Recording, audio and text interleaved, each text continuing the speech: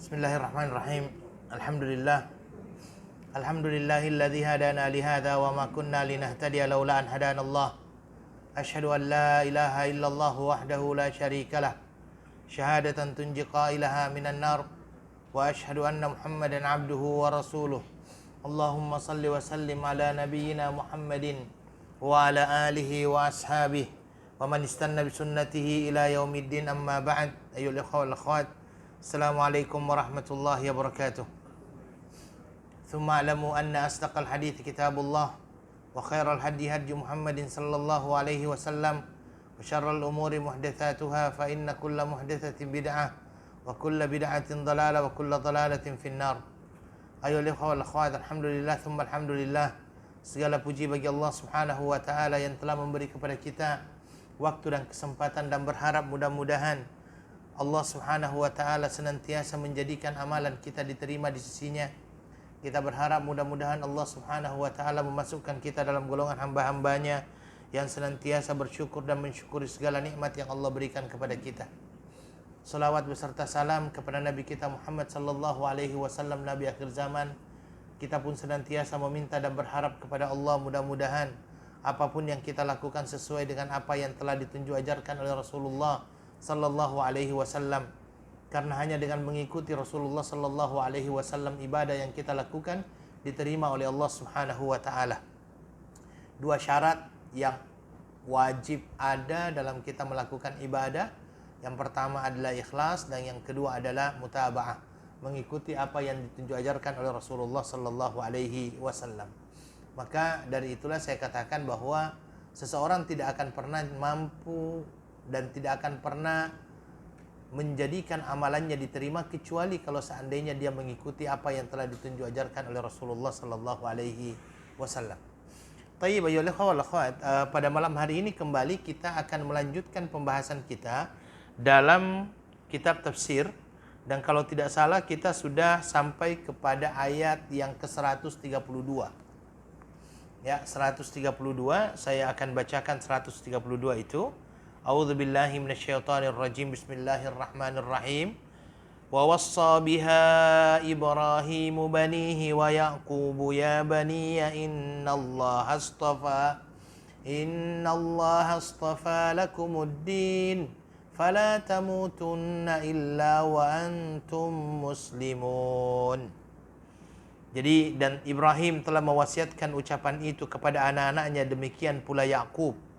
Ibrahim berkata, hai anak-anakku, sesungguhnya Allah telah memilih agama ini bagimu, maka janganlah kamu mati kecuali dalam keadaan memeluk agama Islam. Tayyib ayyuhal ikhwah wal akhwat. Yang pertama sekali, saya akan menyampaikan berkenaan dengan qiraat ataupun ilmu qiraat di dalam ayat ini.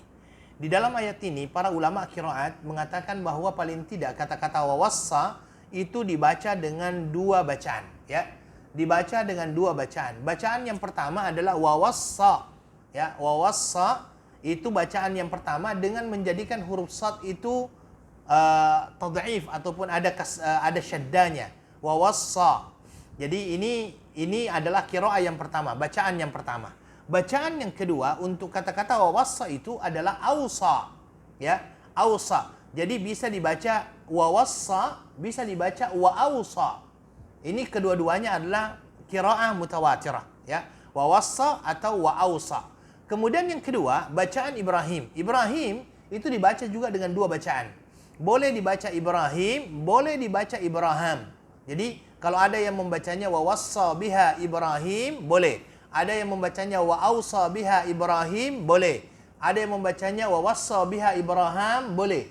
Ada yang membacanya wa ausa biha Ibrahim, juga dibolehkan.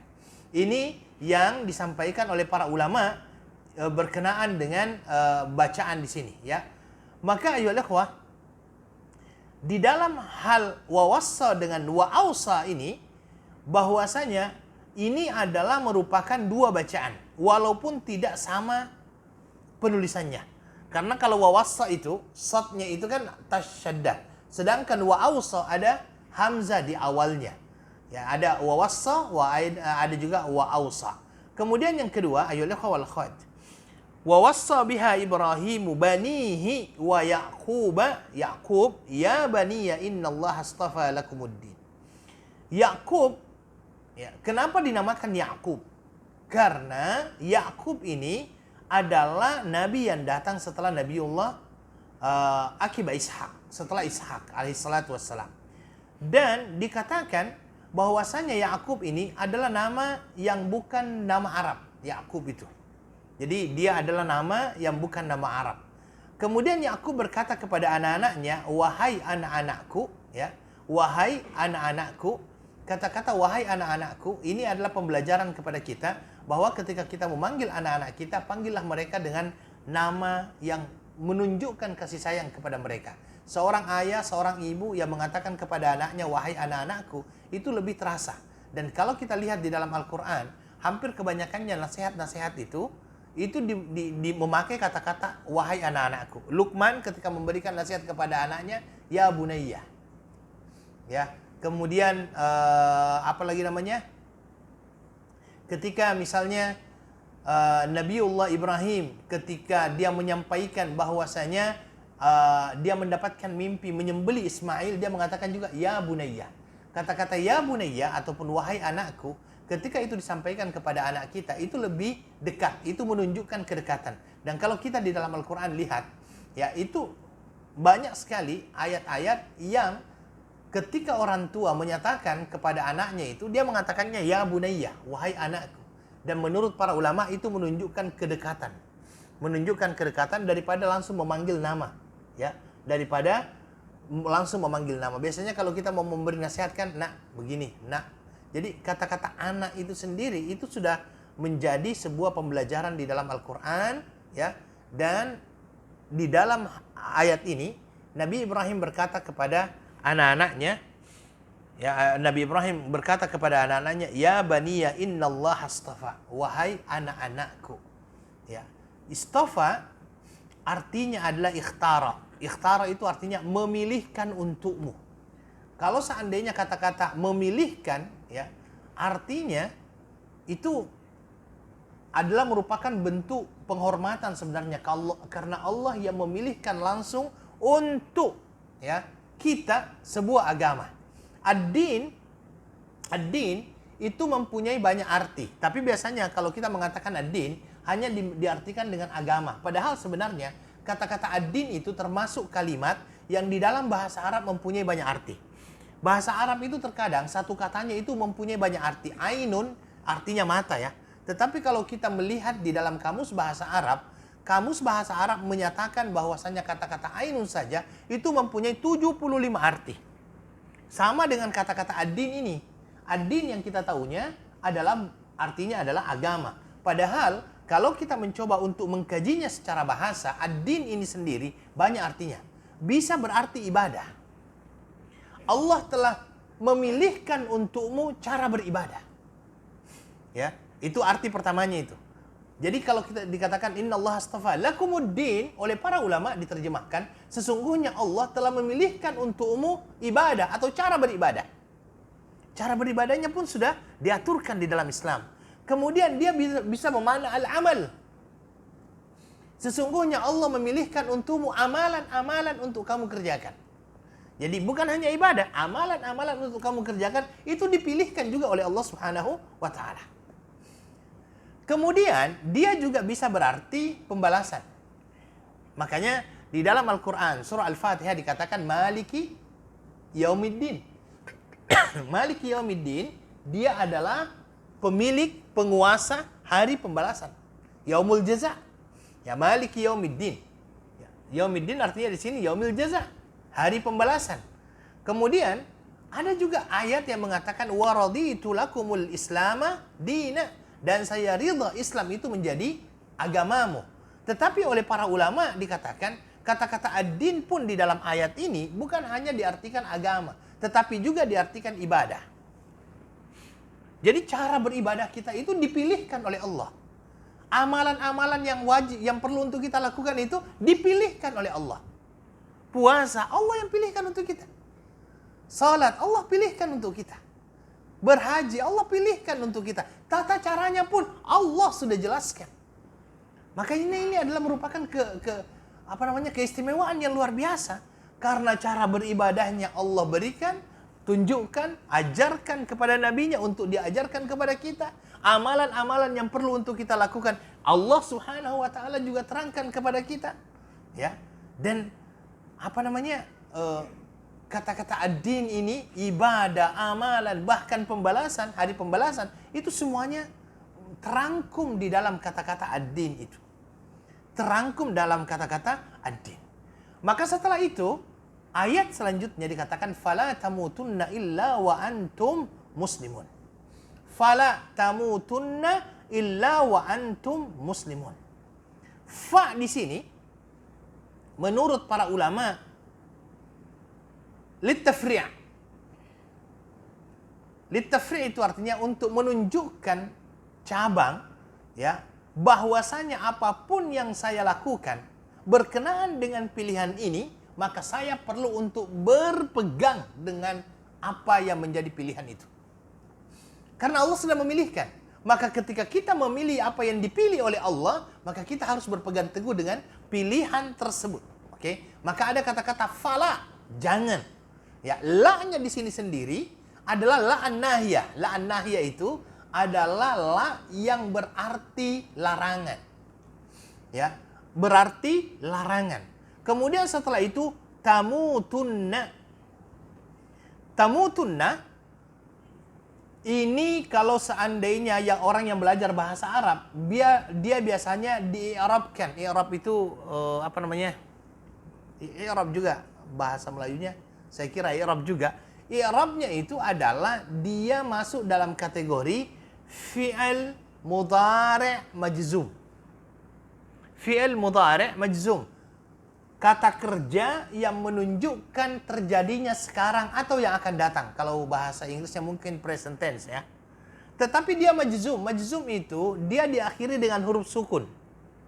Huruf sukunnya tidak nampak di situ.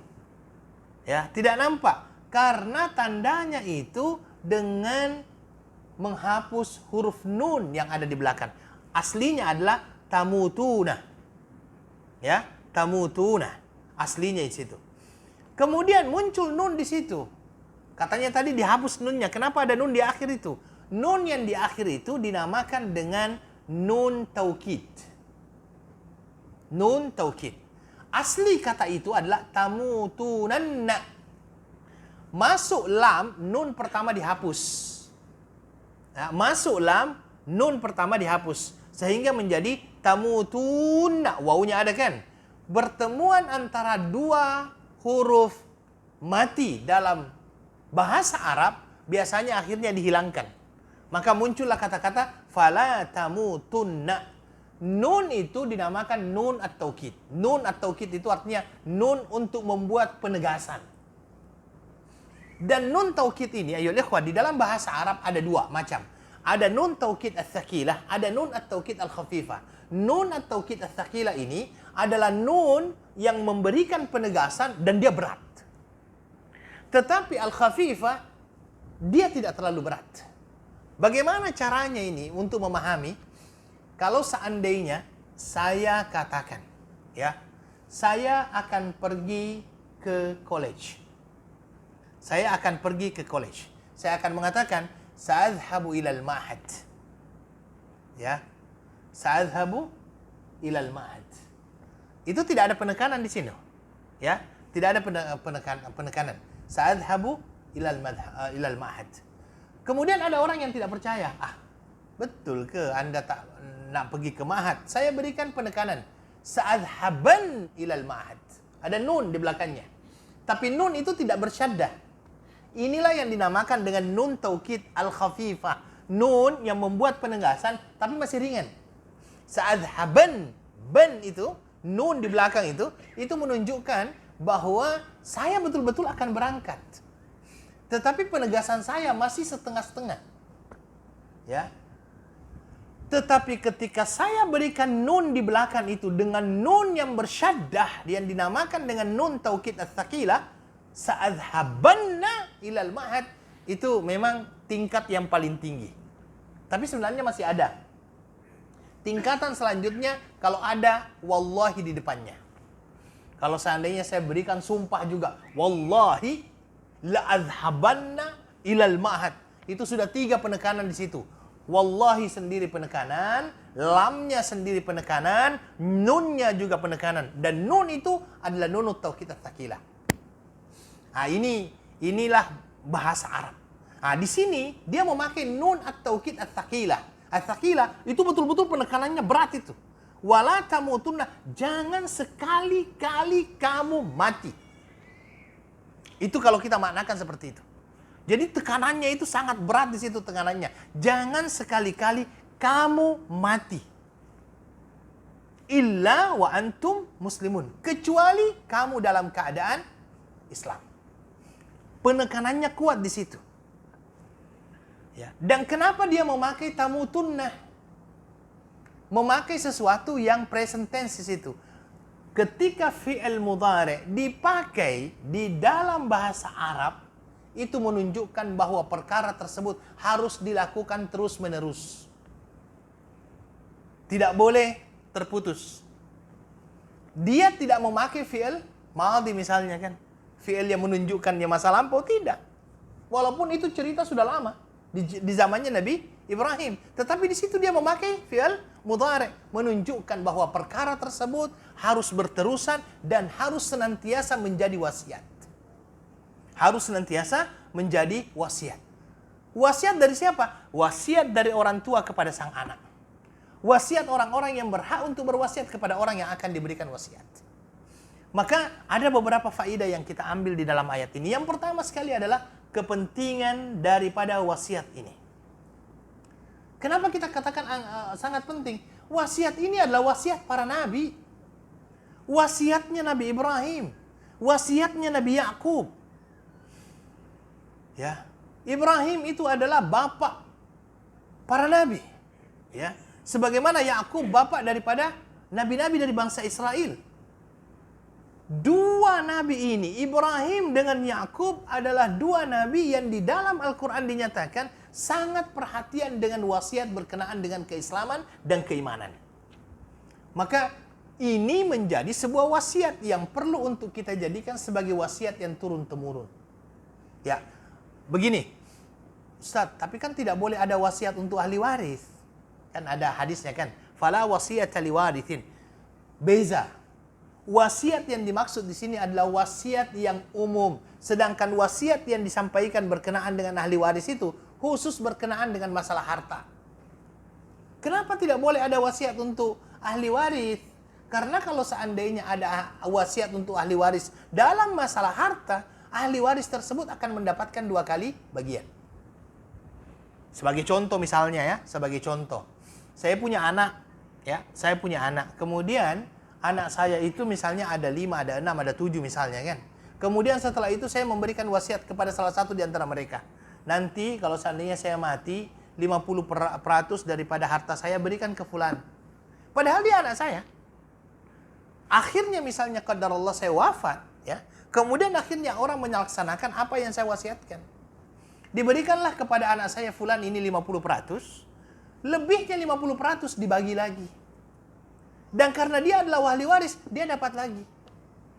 Maka itulah ada kata-kata fala wasiyata liwarithin. Tidak ada wasiat bagi ahli waris dalam masalah harta. Kalau wasiat-wasiat lainnya itu memang kalau bisa dilaksanakan. Ya, dilaksanakan.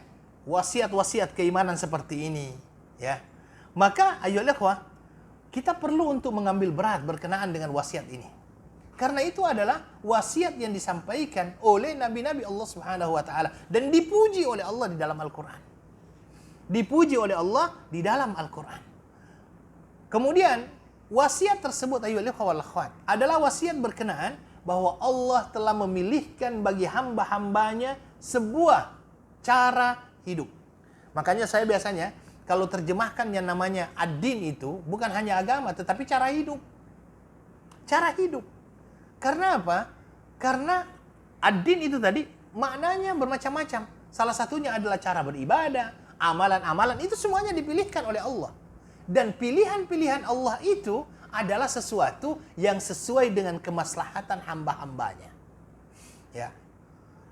Karena tidak mungkin Allah memilihkan seseorang sesuatu yang tidak mempunyai maslahat untuknya.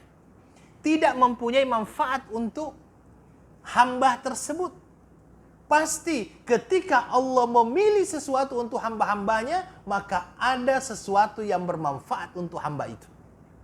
Ya. Kemudian ayyuhal ikhwah wal akhwat, saya sampaikan tadi, di sini pentingnya juga ketika kita memberikan nasihat kepada anak-anak kita, perlu dengan kelemah lembutan. Bagaimana kita bisa mengambil pelajaran bahwasanya di situ perlu kelemah lembutan? Ayat di atas, ketika Nabi Ibrahim memberikan nasihat kepada anak-anaknya, dia memakai kata-kata, wahai anakku. Kalau biasanya orang kalau memanggil anaknya, wahai anakku, dia tidak marah-marah.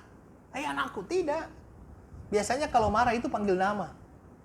Fulan, gini, gitu kan, kalau marah. Tapi kalau dia memakai, wahai anakku, biasanya dia ingin memberikan yang namanya nasihat.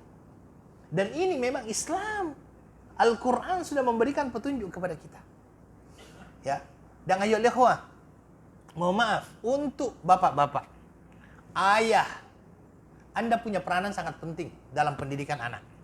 Kenapa? Kalau Anda membaca Al-Quran, Anda akan lihat percakapan banyak terjadi antara ayah dengan anaknya, bukan ibu dengan anak. Di dalam Al-Quran, coba Anda lihat, banyak terjadi percakapan antara ayah dengan anak, yang ini biasanya sang ayah ataupun orang tua itu tidak mengambil berat. Sehingga ayah itu kadang-kadang dia berpikirnya yang penting saya kerja, berikan anak saya anak istri nafkah, selesai. Tidak. Anda mempunyai peranan yang sangat kuat. Karena biasanya nasihat ayah itu lebih didengar. Mohon maaf ya, nasihat ayah itu lebih didengar daripada nasihat ibu. Pernah tidak istri kita itu komplain, kalau saya yang beritahu, anak-anak ini tak nak dengar lah. Karena memang itu tabiatnya. Dan itu kenapa Nabi SAW mengatakan, ummuka, thumma abuk. Karena kenapa? Biasanya anak lebih respek kepada ayahnya dibandingkan ibunya. Maka Nabi memberikan porsi yang lebih besar untuk ibu dihormati.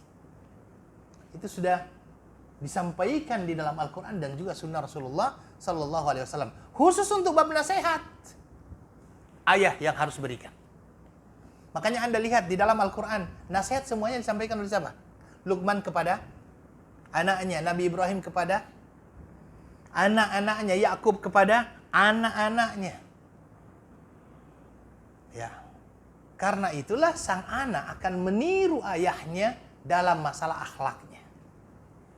Akan meniru. Wallahu ta'ala alam. Baik, kita ambil hadis ayat selanjutnya. Oke.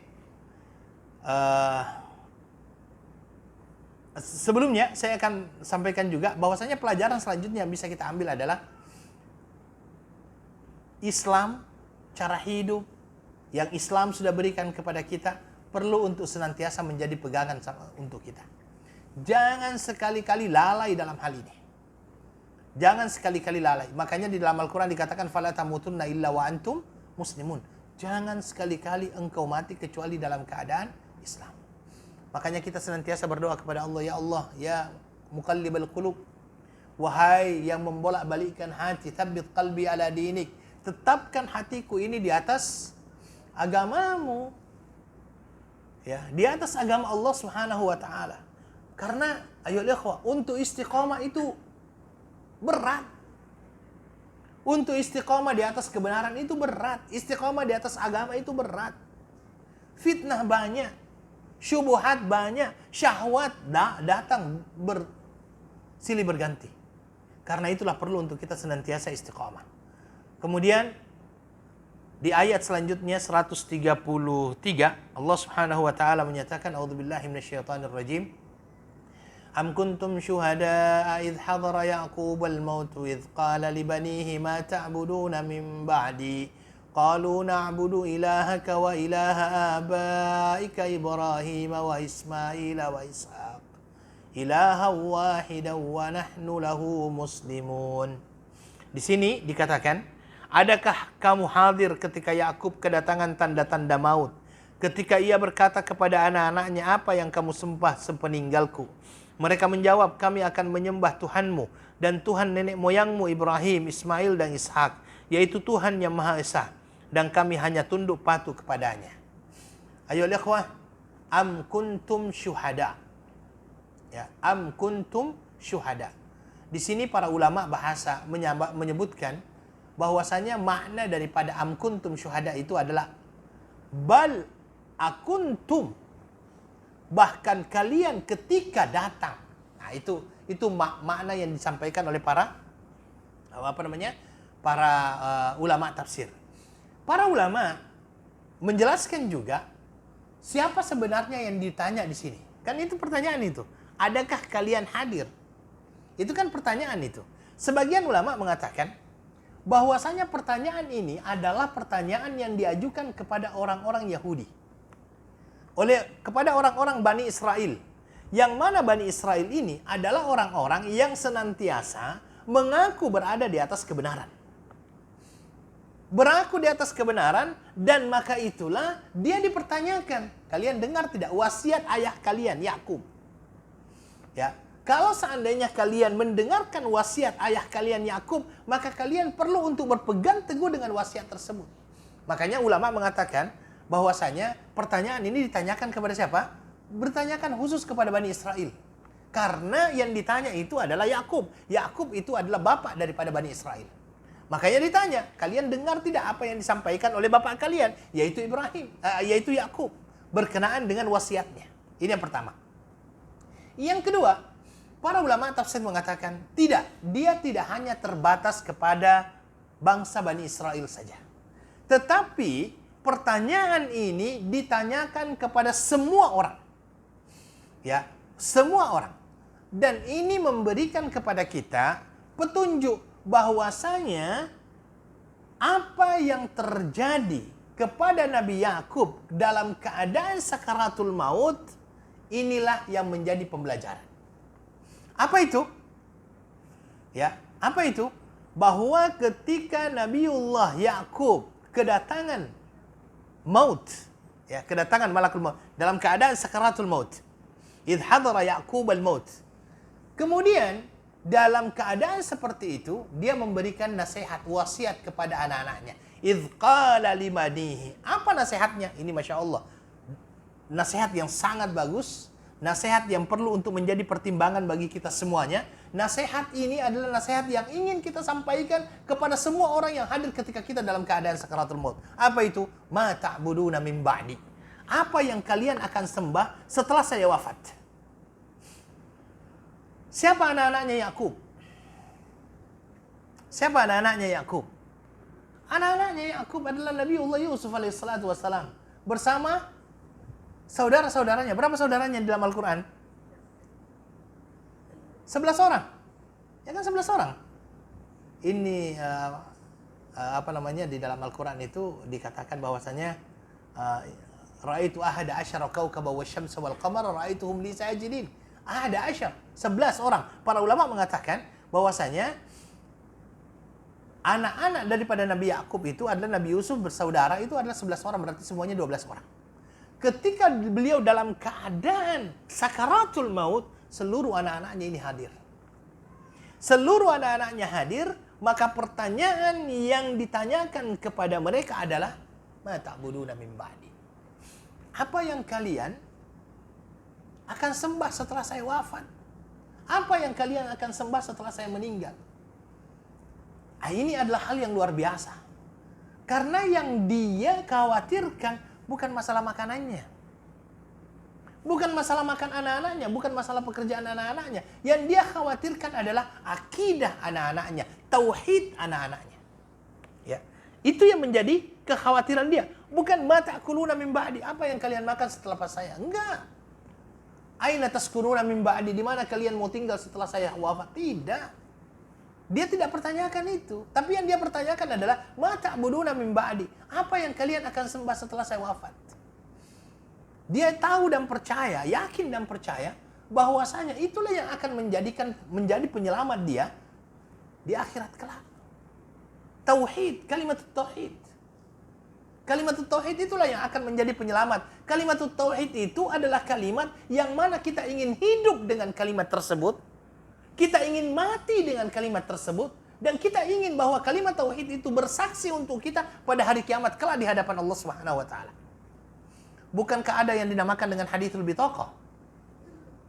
Haditsul bitaqah itu adalah hadis berkenaan dengan kartu. Maksudnya bagaimana? Nanti pada hari kiamat ada orang yang ketika ditimbang amal kebaikan dan keburukannya, ternyata keburukannya itu jauh lebih berat dibandingkan kebaikannya. Dalam keadaan dia putus asa seperti itu, maka Allah Subhanahu wa taala datangkan satu kartu, ternyata kartu itu ketika ditimbang dia lebih berat daripada apa yang dia lakukan. Dan ternyata bitaqah atau kartu itu ada tulisan apa? La ilaha illallah. Makanya ayo wal akhwat, kata-kata la ilaha illallah ini di dalam hadis dikatakan man kana akhiru kalamihi la ilaha illallah yabtagi biha wajha Allah dakhala al-jannah. Barang siapa yang akhir perkataannya adalah la ilaha illallah semata-mata karena mencari wajah Allah, maka dia akan masuk surga. Tetapi ayo wal akhwat, tidak semudah itu memang, karena memang ada syarat-syaratnya. Kata-kata la ilaha illallah ini ada syarat-syaratnya. Ada ilmu, ada yakin, ada ikhlas. Ya. Ada mahabbah di dalamnya. Kemudian ada al-inqiyad di dalamnya. Ini semuanya adalah merupakan al-qabul di dalamnya. Ini semuanya merupakan syarat daripada kata-kata la ilaha illallah. Dan Masya Allah, anak-anak Nabi Yakub pada saat itu langsung menjawab pertanyaan tersebut dengan jawaban yang menentramkan orang yang bertanya. Tentram hatinya orang yang bertanya itu. Tentram hatinya Nabi Yakub ketika mendengarkan jawaban anak-anaknya. Apa kata anak-anaknya? Na'budu ilahaka wa ilaha abaik. Kami akan menyembah Tuhanmu. Kenapa dia menyatakan kami akan menyembah Tuhanmu? Karena yang bertanya inilah ingin tahu siapa yang mau disembah ini. Dan kalau seandainya dia mendengarkan, Masya Allah, dia menyembah Tuhan yang saya sembah. Ada kegembiraan tersendiri. Ada kegembiraan tersendiri. Wa ilaha abaik. Kemudian Tuhan nenek moyangmu. Ya. Siapa nenek moyangnya di sini? Disampaikan lagi. Ibrahim, Ismail, wa Ishak. Ya. Ibrahim wa Ismail dan Ishak. Ilahan wahidan. Tuhan yang esa. Tuhan yang satu. Ya. Ilahan wahidah. Kemudian diakhiri dengan kata-kata wa nahnu lahu muslimun. Dan kami dalam keadaan Islam. Dan kami dalam keadaan Islam. Taib. Apa faedah yang kita ambil dalam ayat ini ya ikhwan? Agama para nabi satu. Agama apa itu? Islam, tauhid. Agama para nabi itu satu. Islam, tauhid. Makanya wa nahnu lahu muslimun. Jelas di situ. Wala tamutunna illa wa antum muslimun. Jelas. Agama para nabi satu. Agama tauhid. Dan ini adalah dakwah para rasul. Dakwah tauhid. Dakwah tauhid itu adalah dakwah untuk mengesahkan Allah Subhanahu wa taala. Baik dalam rububiyahnya, baik dalam uluhiyahnya, baik dalam asma wa sifatnya. 3. Dalam rububiyahnya meyakini bahwasanya Allah lah yang Rabb, yang berhak untuk disembah. Dialah Allah yang menciptakan, dialah Allah yang memberikan manfaat, dialah Allah yang memberikan mudarat, dialah Allah yang menghidupkan, dialah Allah yang mematikan. Ini rububiyah. Karena itulah satu-satunya yang berhak disembah hanyalah Allah.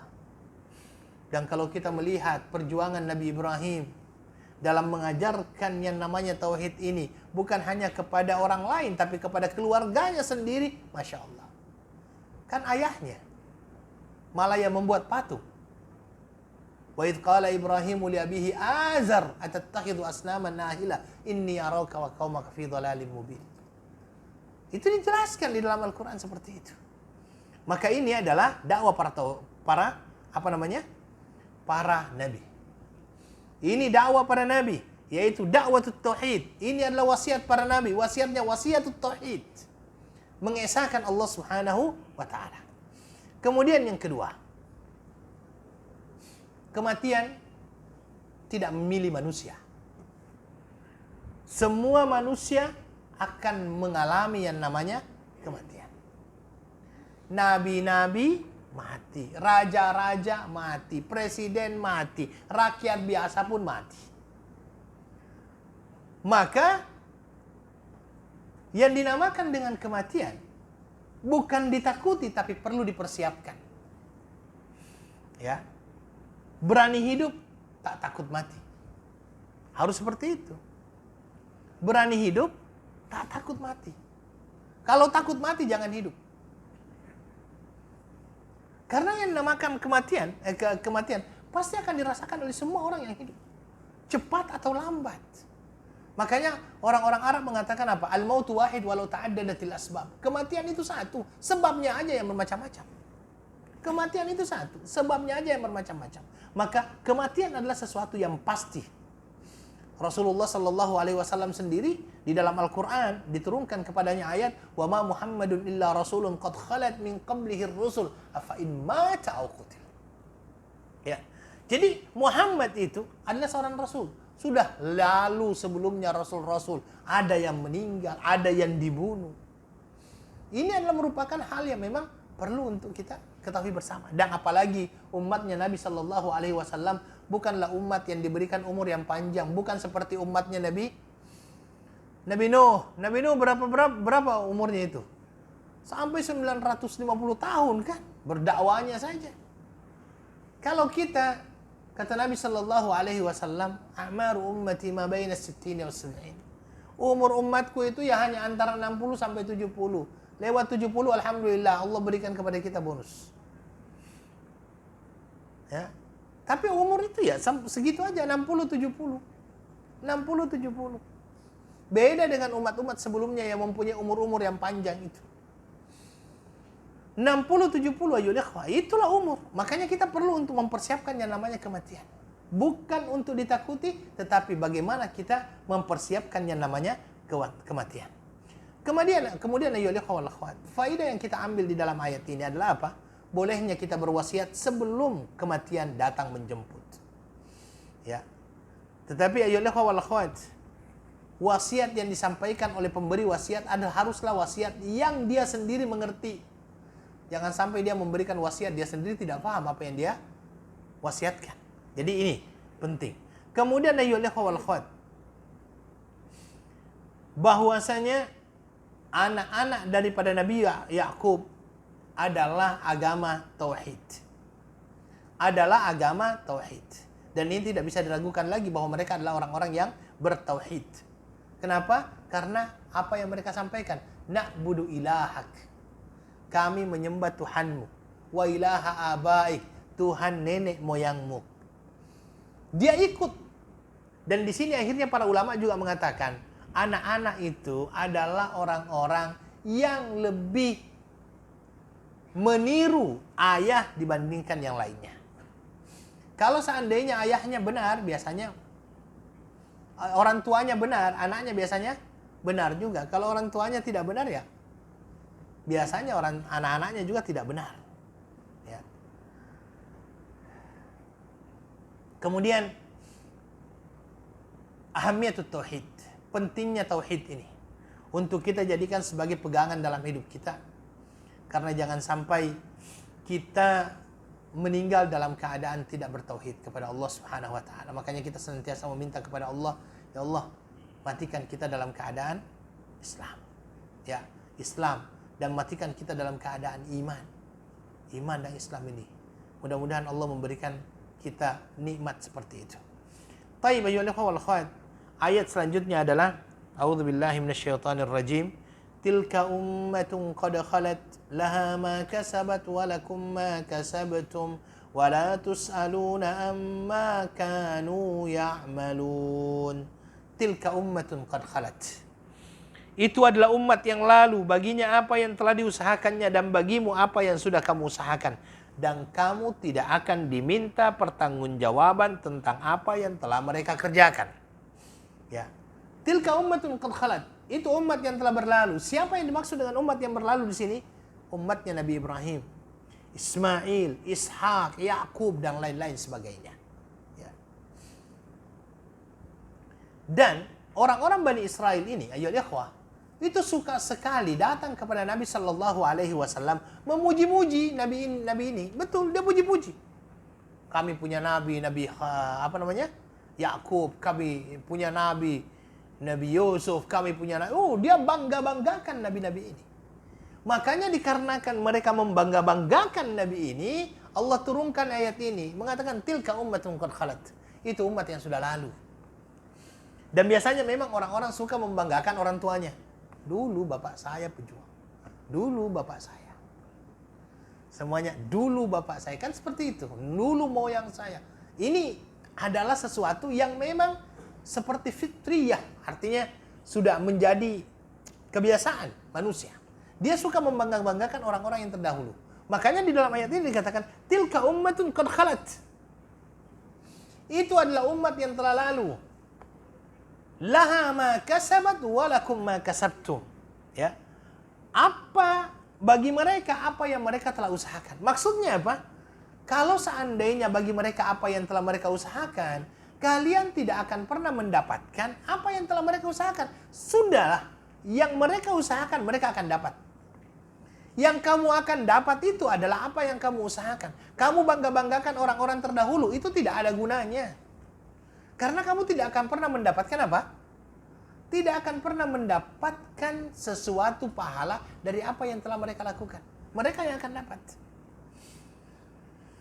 Ya. Jadi tilka ummatun qad khalat. Laha ma kasabat wa lakum ma kasabtum. Wa la tus'aluna amma kanu ya'malun. Dan kalian tidak akan pernah ditanya apa yang mereka lakukan. Apa faedah yang kita ambil dalam ayat ini? Ya, membangga-banggakan apa yang telah dilakukan oleh orang-orang terdahulu kita tidak ada manfaatnya. Tidak ada manfaatnya. Membangga-banggakan apa yang telah dilakukan oleh orang terdahulu kita.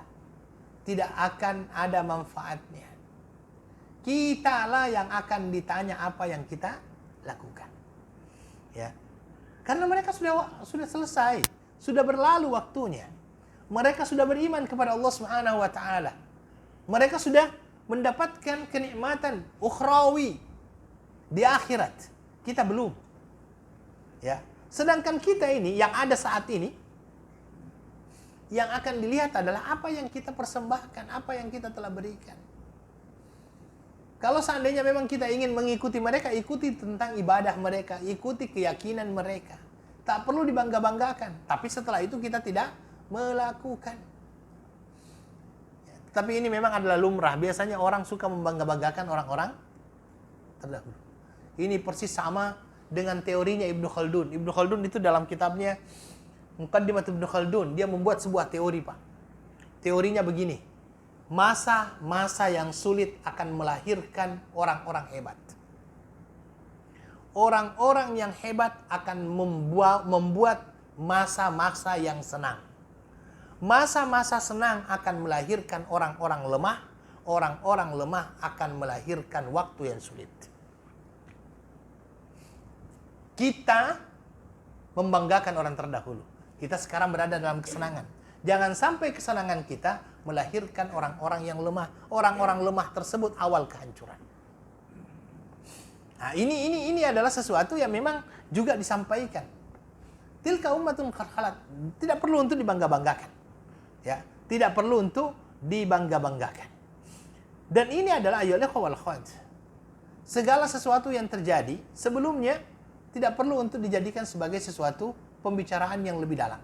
Contohnya di sini juga ada ulama tafsir mengatakan bahwasanya ayat di atas tilka ummatun qad khalat laha ma kasabat wa lakum ma kasabtum ini seperti isyarat ada sebuah rahasia di sini yang mana Allah Subhanahu wa taala ingin menjelaskan kepada kita apa yang terjadi di antara para sahabat.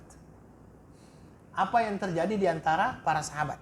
Karena kita tahu bahwasanya setelah meninggalnya Nabi Shallallahu alaihi wasallam, ya, kita tahu bahwasanya ada beberapa peperangan yang terjadi di antara sahabat Rasulullah sallallahu alaihi wasallam.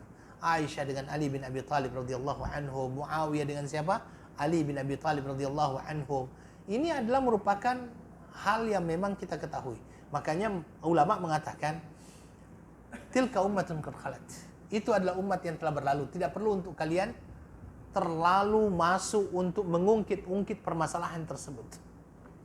Ya. Apalagi mereka adalah sahabat Rasulullah sallallahu alaihi wasallam.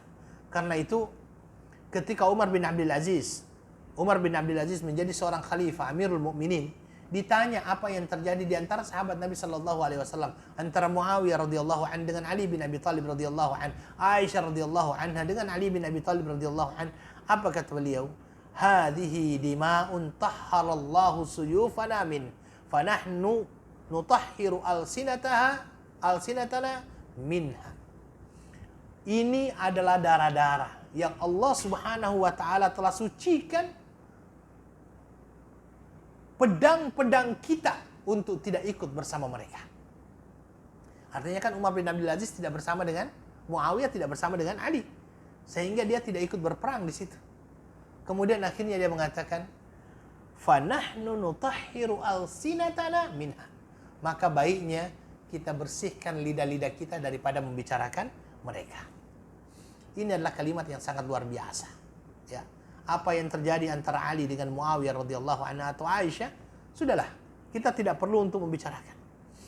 Yang perlu untuk kita lihat sekarang itu apa yang kita bisa persembahkan untuk umat saat ini. Kita perlu untuk menjelaskan kepada umat berkenaan dengan kebenaran. Kita perlu untuk menjelaskan kepada umat berkenaan dengan kebatilan agar mereka menjauhi kebatilan tersebut. Makanya kita biasa berdoa, Rabbana ighfir lana wa li ikhwanina alladhina sabaquna bil iman wa la taj'al fi qulubina ghillan lil ladzina amanu rabbana innaka raufur rahim. Ya Allah, ampuni kami dan juga saudara-saudara kami yang telah mendahului kami dengan iman, dan jangan kamu jadikan di dalam hati-hati kami ghil bagi orang-orang yang beriman. Rabbana innaka raufur rahim. Oke. Kemudian ayyuhal wal akhwat, manusia akan dilihat dengan pekerjaannya, apa yang dia lakukan. Manusia akan dilihat apa yang dia lakukan. Makanya di dalam Al-Quran dikatakan, laha ma kasabat walakum ma kasabtum.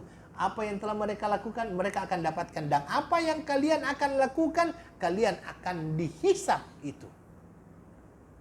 Yang kalian akan dihisap itu bukan pekerjaan orang-orang terdahulu. Yang akan dihisap oleh Allah itu apa yang kalian akan lakukan. Makanya di dalam surah Al-Muddathir dikatakan, kullu nafsin bima kasabat rahinah. Semua jiwa ini akan tertawan berkenaan dengan apa yang dia lakukan. Kullu nafsin bima kasabat rahina. Ya. Dan akhirnya manusia tidak akan pernah ditanya apa yang dilakukan oleh orang-orang terdahulu. Ya. Tidak akan pernah dilakukan oleh orang-orang terdahulu. Tidak, kita tidak akan ditanya bagaimana nenek moyang kita, tidak. Yang kita ditanya adalah berkenaan dengan diri kita. Bahkan kalau seandainya nenek moyang kita pun dalam keadaan misalnya orang-orang yang mengikut